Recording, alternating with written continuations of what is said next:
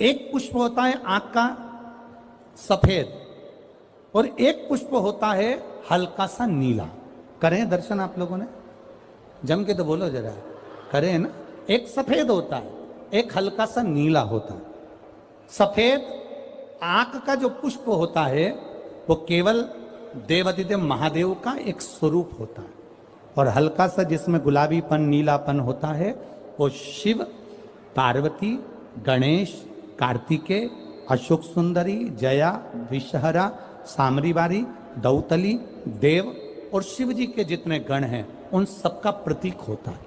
तो तीसरे नंबर का जो आंख का गुलाबी कलर या हल्का नीला सा जो पुष्प होता है, उस 5 पुष्प का गुच्छ मां जगत जननी का जो स्थान है जलाधारी, जहां अगर आप इधर बैठे हो तो उसकी विपरीत दिशा, इधर बैठे हो तो उसकी विपरीत दिशा, इधर बैठे हो तो उसकी विपरीत दिशा, विपरीत दिशा में उस पुष्प को समर्पित करना है।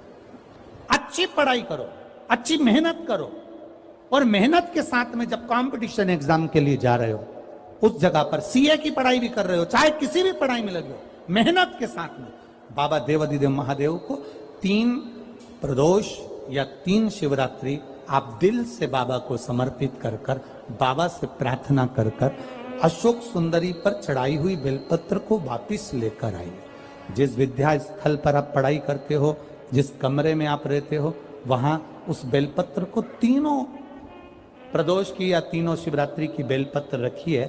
जिस समय बाबा आपकी नौकरी लगा दे, ये 3 बेलपत्र एक साथ किसी भी प्रदोष पर शिव जी को समर्पित करिए। ये शिव तत्व है। आप मेहनत करें, खूब मेहनत करें, कंपटीशन एग्जाम के लिए जितनी कोचिंग कर सकते करो, मेहनत करना उतना करो, जितना करते हो उससे 4 गुना ज्यादा करो, और उसके साथ में देवाधिदेव महादेव से नंदीश्वर शिव महापुराण से एक बात सीख कर जाइएगा। अगर आपको लग रहा है कि दुख समाप्ति नहीं हो रहा है, एक बीमारी से उठे दूसरी बीमारी में लग गए, फिर कोई दुख आ गया, फिर कोई दुख आ गया, फिर कोई तकलीफ आ गई, फिर कोई तकलीफ आ गई, बार बार आपको लग रहा है कि दुख पीछा ही नहीं छोड़ रहा,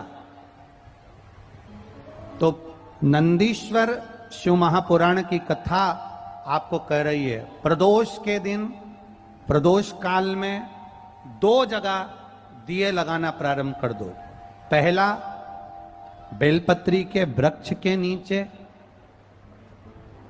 पहला दिया प्रदोष काल में, प्रदोष के दिन बेलपत्री के वृक्ष के नीचे, और दूसरा दिया अपने दरवाजे की चौखट के बाहर। मतलब अपन बाहर खड़े होंगे, अंदर की ओर दिया नहीं, बाहर की ओर एक दिया बेलपत्र के नीचे, देवाधिदेव महादेव से प्रार्थना कर कर, हे शिव शंकर, हे गौरी शंकर, हे शिव, आज प्रदोष का दिन, प्रदोष काल में आप भ्रमण के लिए निकलोगे नंदीश्वर के साथ में, ऐसी कृपा करना, आपके लिए मैंने द्वार सजाया है भोलेनाथ, आपकी दृष्टि मेरी चौखट पर भी कर देना, मेरी जिंदगी सवर जाए। इसलिए 2 दीप स्मरण करो। हाँ, अच्छा इशारा करा है, उसे समझ गए हो।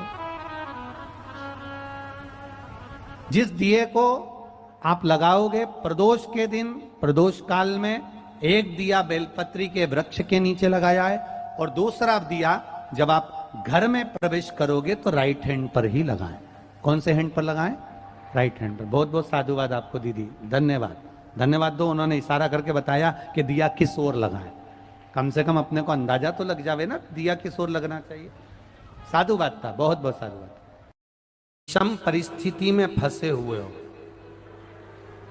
और ऐसा लग रहा है कि हम बहुत बड़ी समस्या में उलझे हुए हैं और इससे निकल नहीं रहे, या बहुत बड़ा काम है हमारा, हो नहीं रहा, चाहे प्रशासनिक हो चाहे अन्य कोई चीज का हो, कुछ मत करना। एकांत के शिव मंदिर में जाइए। अगर एकांत का शिव मंदिर भी नहीं मिले तो एकांत में कहीं छोटा सा मिट्टी का शिवलिंग का निर्माण करिए, पार्थिव शिवलिंग का निर्माण करिए।